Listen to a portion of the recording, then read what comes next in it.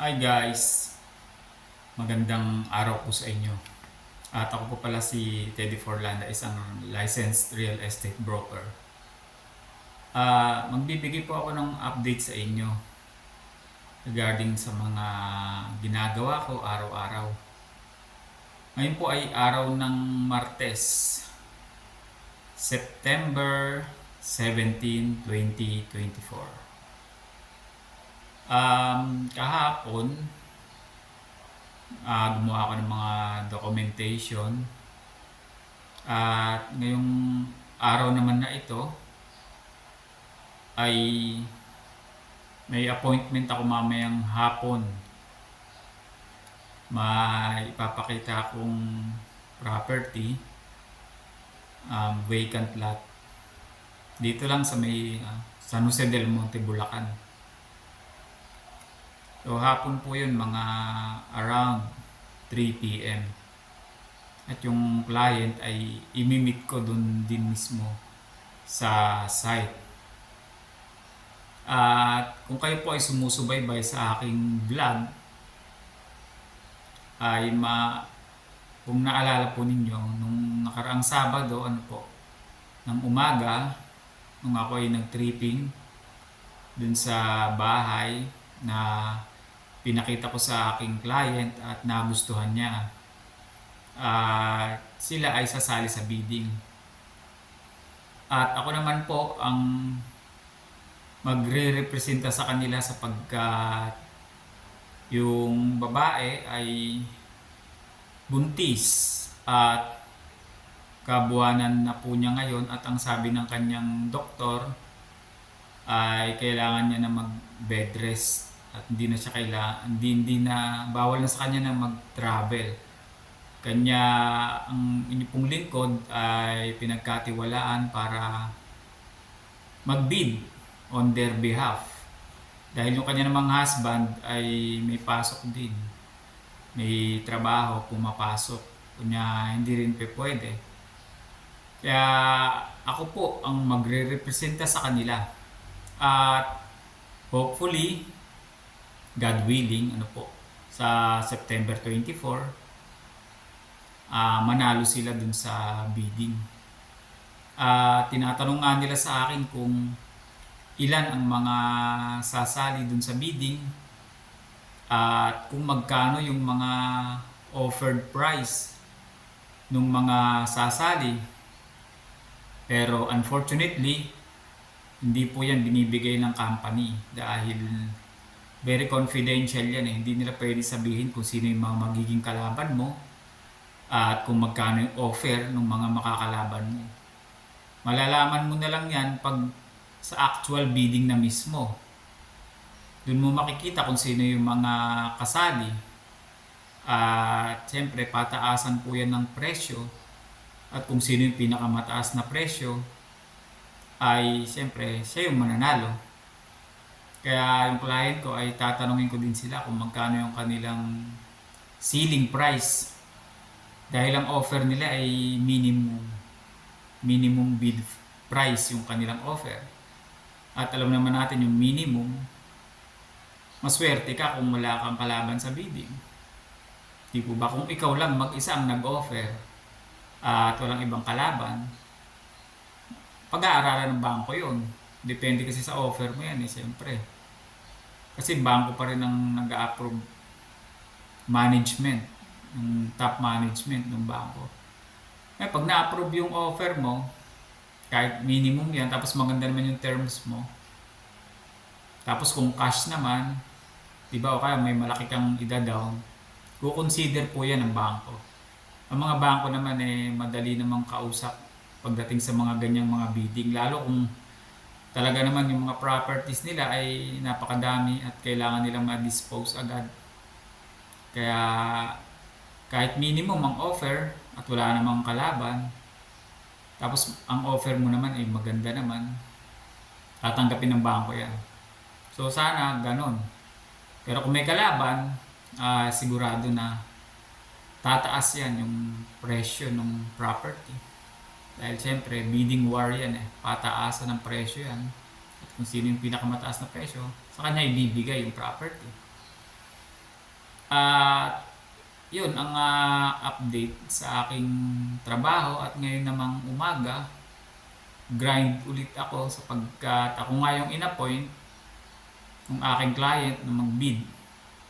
O kailangan ko na gumawa ng special power of attorney na ang sa gayon ay magkikita kami para pumunta sa notaryo para ipanotarize itong dokumento.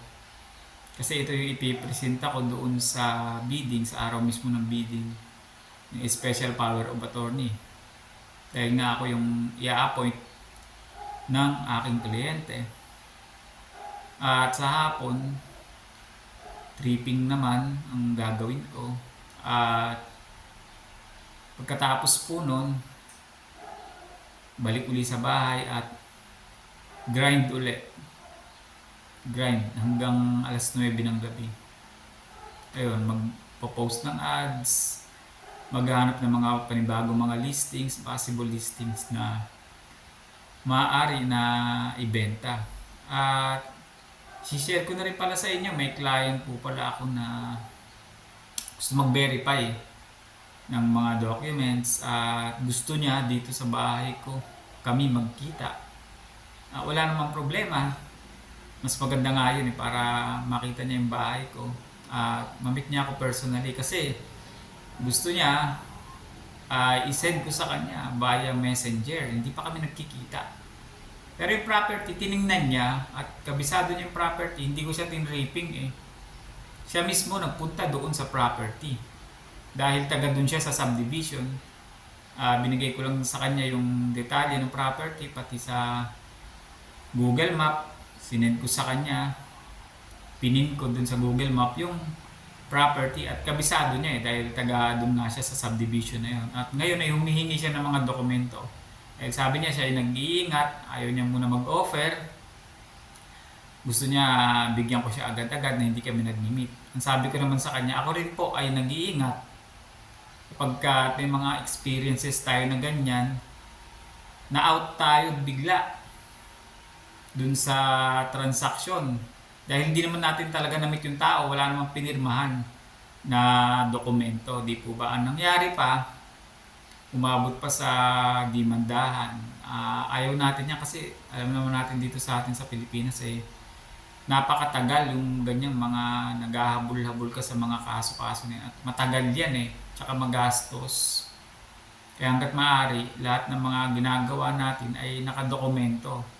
Kahit magbigay ka ng dokumento sa kanya, may papapirmahan ka dyan para nang sa ganon, kung sakali man na dumirekta siya dun sa may-ari, kasi ganyan marami pong gumagawa niyan, actually napakadali namang gawin yan. Pag humingi siya ng dokumento, naandun yung pangalan ng may-ari sa titulo, tsaka sa tax declaration. At naandun din syempre yung address ng may-ari. Siyempre pag binigyan mo siya niyan at hindi ka naman exclusive dun sa listing, pwede yan, direktahin yan at magsabuatan yung dalawa. At nangyayari naman po talaga yan. Tapos yung authority mo, hindi mo naman ni-register yung buyer mo dahil hindi mo nga siya na-meet walang pinirmahan na dokumento sa'yo.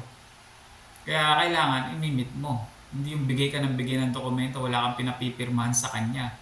Kasi evidence mo yan kung sakali na magdirektahan sila, bumili sila dun sa may-ari tapos in-out ka bigla, di ba? Dahil iniisip i-discount yung commission mo. May mga gumagawa niyan at alam naman natin lahat yan ng mga brokers. Hindi naman nila siguro alam na tayo mga professional at mga licensed. O kahit yung iba alam nila, ginagawa pa rin nila na siguro para maka-discount. Siguro iniisip malaki yung commission nitong broker na to.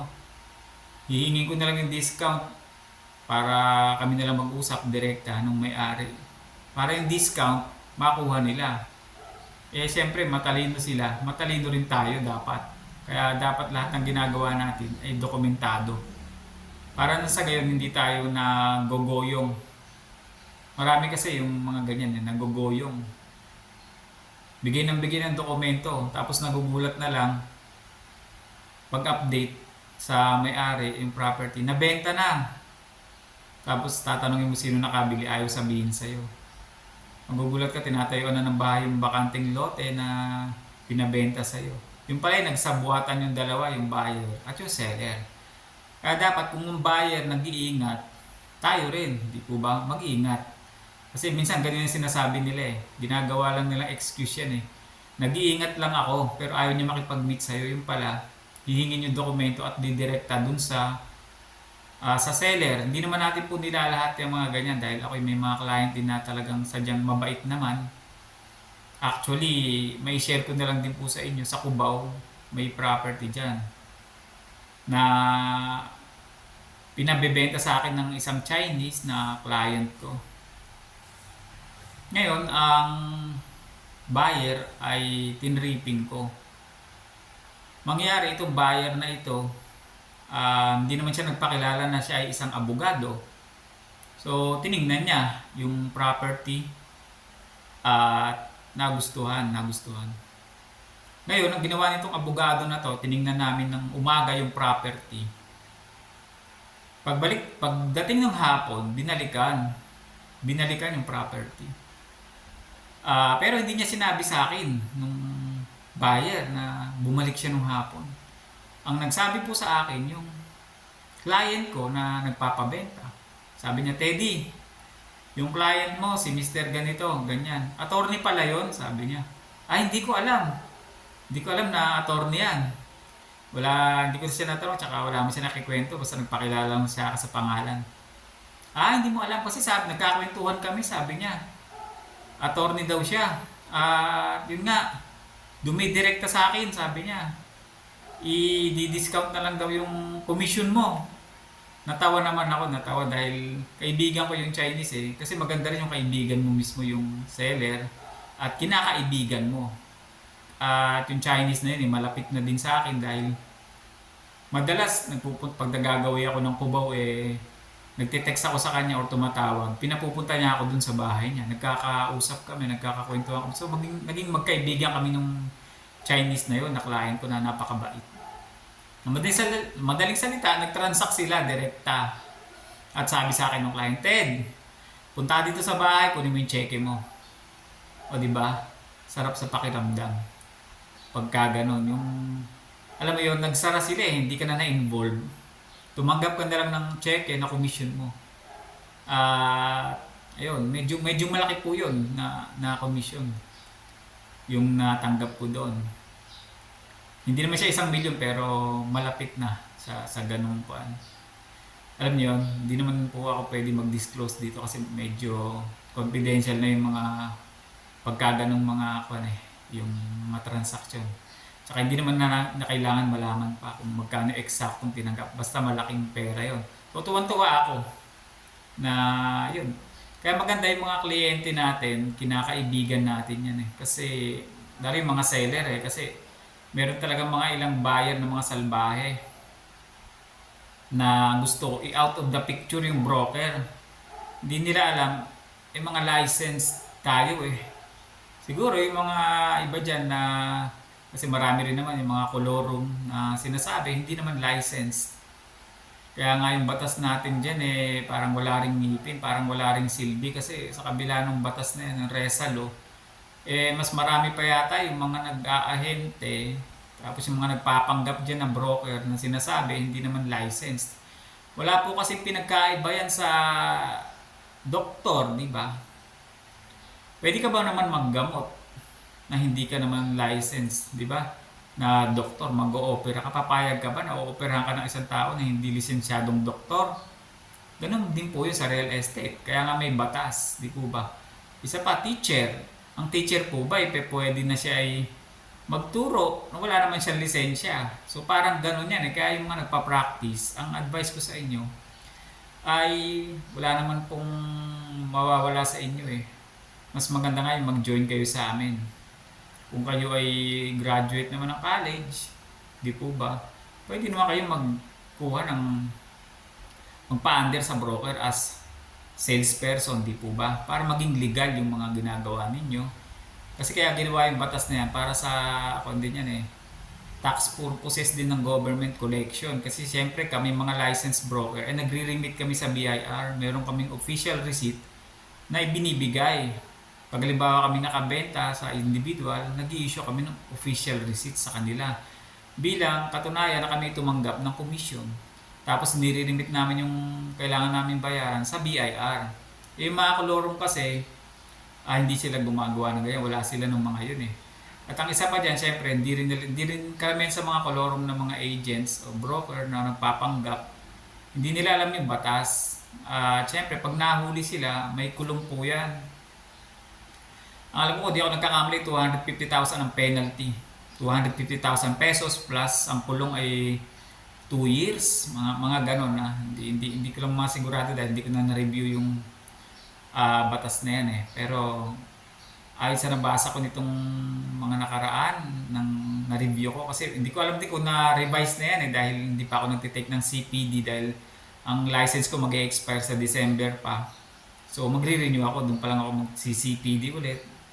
Ayun. So, ang alam ko lang, 250,000 penalty pagka nahuli ka nagpa-practice na ahente o na broker na hindi ka naman licensed.